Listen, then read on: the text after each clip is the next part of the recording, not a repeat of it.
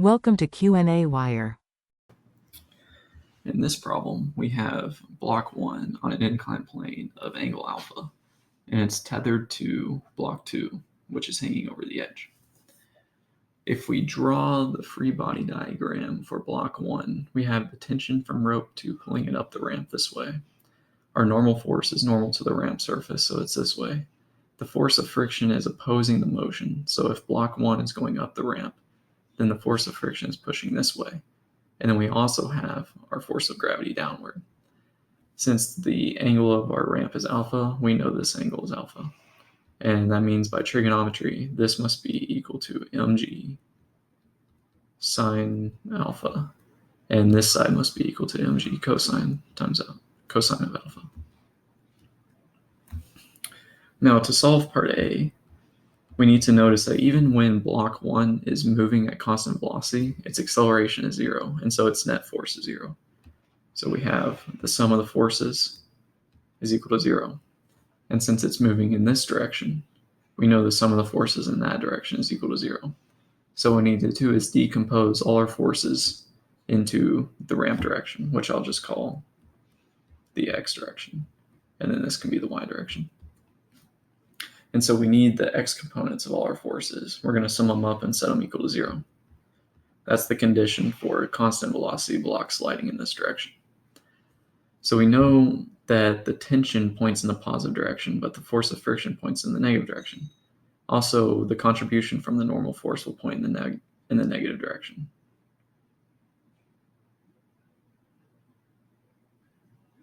Oh, actually, sorry, I just got confused. The normal force is in the y direction only. It's the x component of the gravity force, which we'll be considering. And so when we set this up, we will have, this implies negative force of friction. I'm pulling the negative out of the force of friction because I already know it must be negative. So when we calculate this, we have to remember not to make it negative again. And we're going to subtract m1 times gravity times sine of alpha, which is the component here from the gravity. And then we're going to add in the force of tension, which is purely the force here, which is m2 times g. That tension gets transmitted all along the rope. So T is equal to m2g, and it's positive because it's pointing in the positive x direction. This is equal to 0 because the sum of the forces is equal to 0. Now, the force due to friction when the block is moving is equal to the coefficient of kinetic friction times the normal force. In this case, the normal force is equal to this component, so it's mg times cosine of alpha.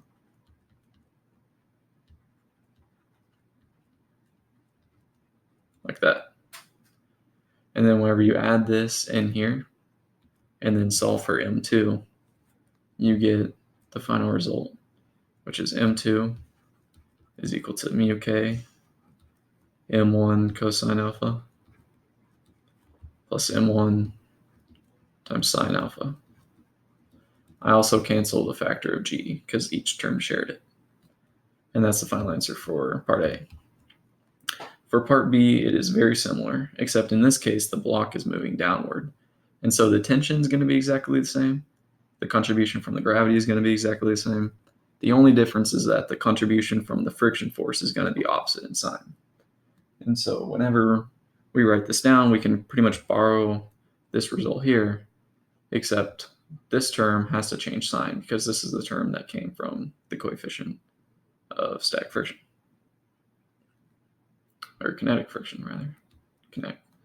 And so we can say that m2 is equal to negative mu k m1 times cosine alpha plus m1 sine of alpha. Notice this term didn't change sign. The only thing that changed was this. And so that's the final answer for part B. In part C, the block is no longer moving, so we have to replace the coefficient of kinetic friction with the coefficient of static friction. And we also need to find a range of values. And so in this case, the range comes from block 1 sliding up versus the block 1 sliding down. Those two cases will produce the range of values. We still need the sum of the forces equals 0. because the block is still not accelerating. And so because of that, we can borrow these results here, except we need to make a few replacements. And so we'll see that the range is from m2 is equal to negative mu s. I'm pretty much borrowing this result, except I'm replacing the coefficient of kinetic friction with the coefficient of static friction. But everything else remains the same because we still have these contributions from those forces.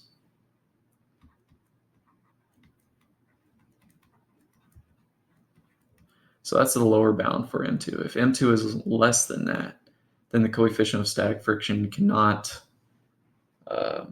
stop the block. The block has to move at that point. And then the higher value is this value here, except we need to make that change here. So M2 equals mu s times m1 cosine alpha plus m1 times sine of alpha. And that's your range. And that's the end of